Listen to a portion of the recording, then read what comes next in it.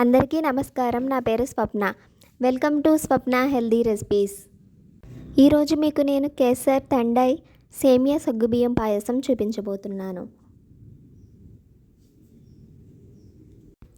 ముందుగా సగ్గుబియ్యం వాష్ చేసుకుని 6 అవర్స్ నానబెట్టుకోవాలి.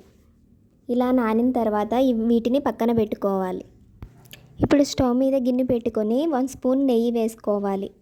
నెయ్యి కరిగిన తర్వాత జీడిపప్పు కిస్మిస్ వేసుకుని వేయించుకోవాలి.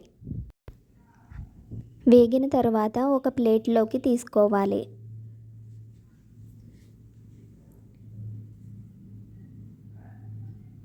ఇప్పుడు అదే గిన్నెలో 1 గ్లాస్ సేమియా తీసుకుని వేయించుకోవాలి.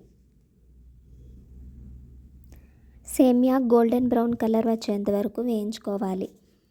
ఇలా వేయించుకున్న తర్వాత ముందే కాగబెట్టుకున్న ఒక 1/2 లీటర్ పాలను యాడ్ చేసుకోవాలి. సగ్గుబియ్యం కూడా వేసుకోవాలి. సగ్గుబియ్యం మొత్తం వేసిన తర్వాత కలుపుకోవాలి. ఇలా కలుపుకున్న తర్వాత కాసేపు మరగనివ్వాలి. పాలు ఇలా పొంగిన తర్వాత స్టవ్ ఆఫ్ చేసుకోవాలి.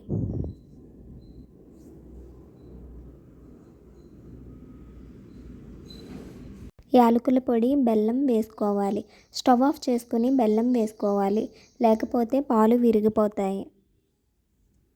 ఇప్పుడు RCM క్రంచ్ కేసర్ తండై యాడ్ చేసుకోవాలి. దీనిలో జీడిపప్పు, బాదం, పుచ్చకాయ గింజలు, సోంపు, గసగసాలు, యాలకులు, నల్ల మిరియాలు అన్నీ కలిపి పేస్ట్లా ఉంటుంది. ఇది న్యాచురల్ బాడీ కూలెంట్ లాగా పనిచేస్తుంది. బూస్ట్ ద ఇమ్యూన్ సిస్టమ్, మన రోగనిరోధక శక్తిని పెంచుతుంది. శరీరానికి పోషకాలు అందించి తక్షణమే ఎనర్జీని ఇస్తుంది.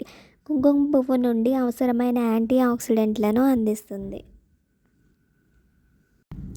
ఇది 1 కప్ తీసుకుని పాయసంలో యాడ్ చేసుకోవాలి.